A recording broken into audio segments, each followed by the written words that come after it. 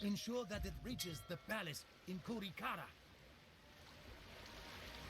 Hi, it's the 5-minute reviewer, and here is my review of Age of Empires 2, the definitive edition. This will be my last review of the year. I try to do reviews once a month, but I'm not sure whether next year going forward is possible because I'm immensely busy with my 2 children and changes to my career. So, but I'll try to see where life takes me. Right? If without further ado, let's start the review. Age of Empires 2 is a strategy game that takes place in medieval times. So one thing that it does well, it tries to represent different people from different time periods. Also do it in a simplified way. So for example, everyone from a Southeast Asian culture tend to dress the same, but there are nuances between each of the Southeast Asian factions, and this can be easily seen in the visuals. Similarly, the Western European factions will all have the basic units look the same, but they have little buffs here and there and little changes to their uniform, to their specialized units, to make sure that they look completely different. And I must say that whoever did the visuals for this remaster did a fantastic job. For example, an elephant looks like an elephant and there are archers on top, so it's obviously not a melee unit, but an elephant carrying a range unit. And then my cavalry here carries swords, and obviously it's a melee unit. So all these little details make it fun to play and quick to understand what each of your units can do in an instant.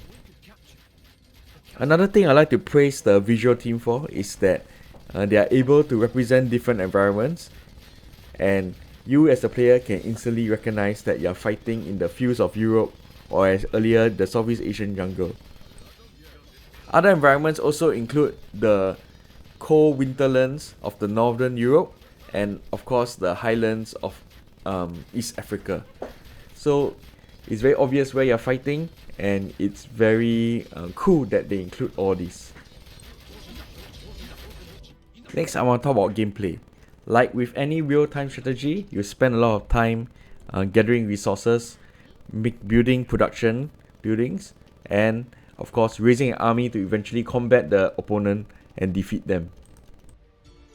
Despite sticking to this cliche formula, I still find myself having a lot of fun with Age of Empires 2, because it brings me back to the old RTS game. I mean, it itself is an old real-time strategy game, but it's good to live in the past.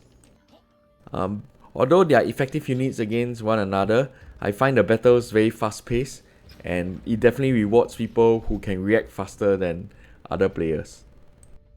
There are many factions in this game, including the Malay culture, the British culture, and of course my personal favorite, the Mongol culture.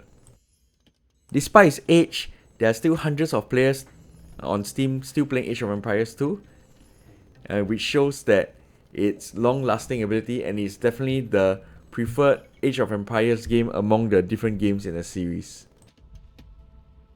Bear in mind that this game was first released all the way back in 1999, and yet it is still so popular that official content is still being released for this game series. So if you do enjoy a simple strategy game, I do recommend Age of Empires 2 based on that gameplay alone. Next, I want to cover the story or the single player campaign. Now, as there are many factions, there are of course many campaigns to start off Age of Empires 2.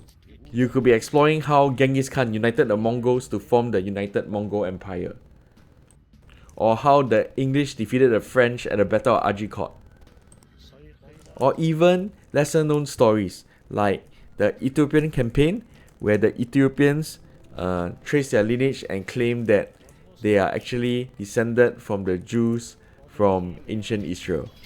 This game also does have a dedicated wiki that explains the inspiration behind the units and what actually happened in recorded history. So there is some education value to be found here, and I would highly recommend Age of Empires 2 for that. Thus overall, I give Age of Empires 2 Definitive Edition a 9 out of 10.